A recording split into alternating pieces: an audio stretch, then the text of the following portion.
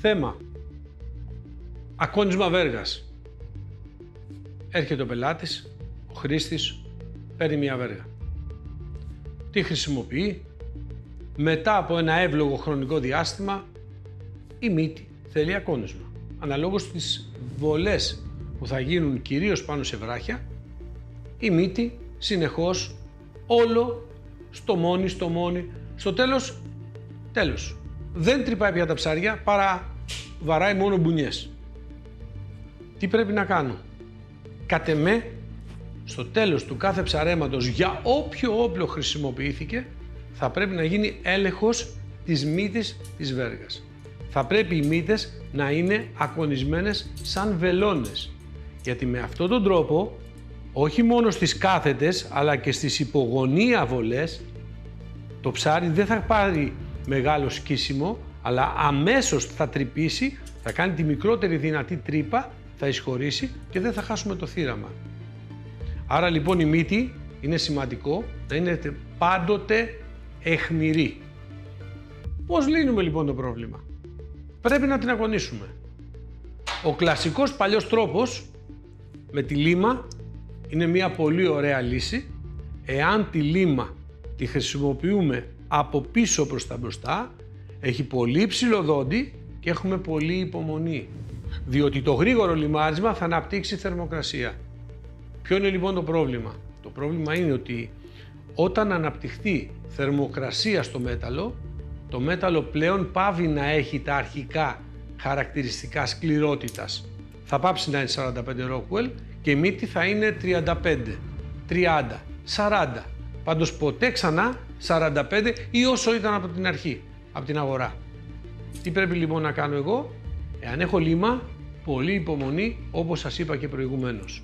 Προς τα μπροστά, πολύ ψηλό δόντι ή 2 δόντια, ένα χοντρύτερο για την αρχή και ένα πολύ λεπτό για το τέλος και φινίρισμα. Εάν δεν έχω και έχω έναν τροχό, τότε θα πρέπει να κάνω επιλογή. Ο τροχός που ακονίζει σωστά είναι αυτός που έχει φτερωτά μικρά γυαλόχαρτα. Με αυτόν τον τρόπο ακονίζω σιγά σιγά. Το μυστικό όμως είναι ποιο? Από τη στιγμή που ακονίζω, 2 δευτερόλεπτα ακονίζω, 2 δευτερόλεπτα μέσα στο νερό. 2 δευτερόλεπτα ακονίζω, 2 στο νερό. 1, 2, 1, 2.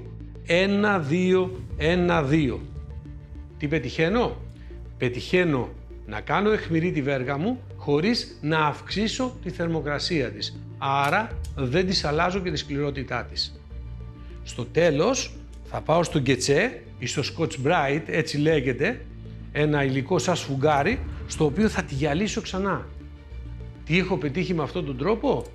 Η μύτη μου να είναι ξανά αιχμηρή, να είναι γυαλισμένη ώστε δύσκολα να ξανααρχίσει να βρει αιτία, να βρει σκαλάκι, να κάνει τρύπα στο ψάρι άσχημη, να γλύφει ωραία, να έχει καλή διάτηση και κυρίως να μην χάνω τη σκληρότητά της. Το ακόνισμα λοιπόν μιας βέργας έχει την εξής διαδικασία. Καταρχάς πάμε υπογωνία, ποτέ κόντρα, με τη ροή της φτερωτής. Θα κρατήσουμε σταθερά το χέρι μας κοντά σχετικά στον τροχό και θα περιστρέφουμε υπογωνία μέχρι να πάρει τις μοίρες και τη μύτη όπως θέλουμε να μας την σχεδιάσει. Στρίβουμε συνεχώς το δεξί χέρι από πίσω και σταθερά και τα δύο για να μπορέσουμε να κάνουμε ομοιόμορφη τη μύτη της βέργας. 1, 2, νερό. 1, 2, νερό. 1, 2, νερό. 1, 2, νερό. Αυτό το επαναλαμβάνω συνεχώς μέχρι το σημείο που θα δω ότι η μύτη μου έχει γίνει ακριβώς μυτερή όπως τη θέλω. Για καρτεριανά ντουφέκια τη θέλω μακριά και μυτερή γιατί δεν βαράω και πολλά βράχια. Για ντουφεκές κοντά σε βράχια ή πάνω σε βράχια τη θέλω λίγο πιο κυρτή τη μύτη, όχι πολύ μακριά, για να μου αντέξει περισσότερο τα χτυπήματα στα βράχια και να βγάλω τουλάχιστον ένα καλό ψάρεμα μιας ημέρας και να συνεχίσει να είναι ακονισμένη. Έτσι λοιπόν θα μπορώ να έχω πάντα κολλισμένες βέργες και ποτέ το πρόβλημα αυτό με 2 ντουφεκές και η μύτη μου να έχει γίνει ίσια.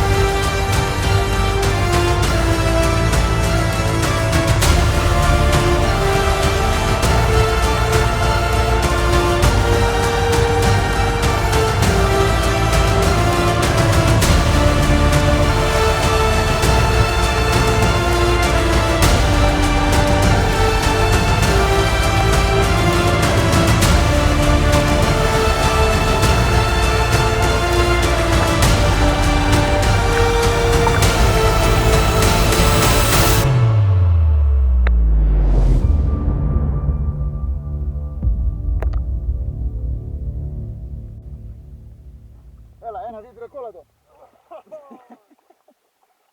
Μπράβο ρε.